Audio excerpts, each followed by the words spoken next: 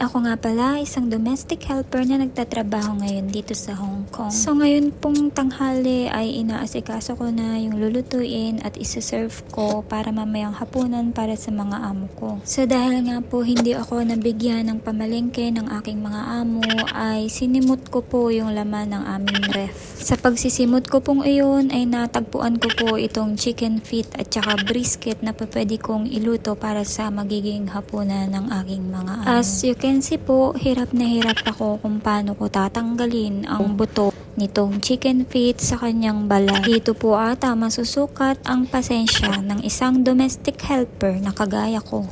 Dahil nga po sa tila mauubos ang pasensya ko dito sa pagtatanggal po ng buto nitong chicken feet ay parang gusto ko na pong mag-give up. Hindi ko po mawari kung tama po yung decision ko na ito ang iluto sa mga amo ko para sa kanilang magiging hapunan. Nawa po ay hindi dito matapos ang kontrata ko.